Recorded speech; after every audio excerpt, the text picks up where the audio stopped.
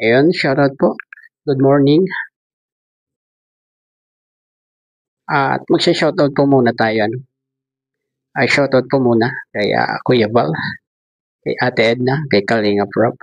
Bago po tayo simula sa ating konting paglilinaw, konting himutok sa nabasa natin sa live ni Kuya July kahapon. Ang bihira, Shoutout po, Ili Pinay Vlogs. Thank you po sa ginawa nyo kahapon, sa message nyo sa live ni Kuya July. Kasi, mamomotivate po lalo ako.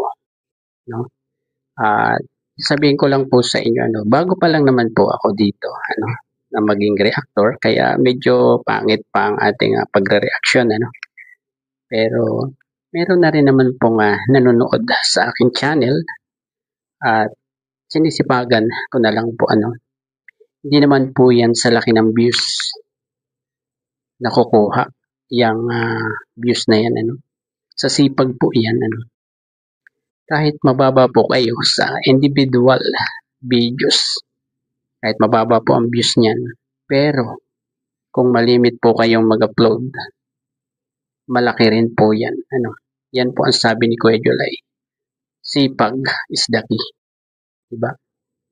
Pero yung pagkaka-message nyo kahapon sa live, nagpantig po talaga ang tenga ko, Sabi nyo na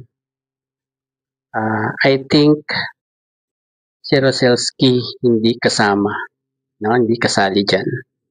Paano mo po nasabi, Bakit ako po yung nakita nyo, Ma'am Eli Pinay Vlogs? Bakit ako? Halimbawa po, pumasok si yung iniidolo nyong reactors, yung pinapanood nyo palagi.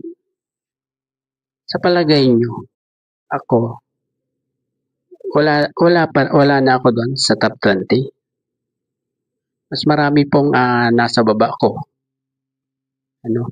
Mas mababa ang views kaysa sa akin. Bakit ako po yung nakita nyo? Dahil nasa medyo taas ako?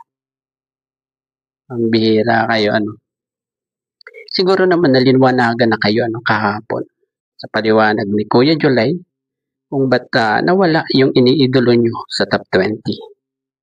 Alam nyo ba na yung iniidolo nyo ay idol ko din yan, Saka si Jason Albasan, yan. Mga idol ko po yan. Bago pa ako nagsimula dito sa Kalingap bilang reactors. Kaya medyo masakit lang po sa puso. Kaya inilabas ko po dito sa aking channel. Sana huwag naman po ganun para hindi lang nakasama ang inyong iniidolo, yung lagi nyong pinapanood, may ida-down na kayo na isang reactor. Huwag po sana ganyan. Ma'am Eli Pinay Vlogs. Po. At saka yung sinasabi nyo pinapanood nyo ako.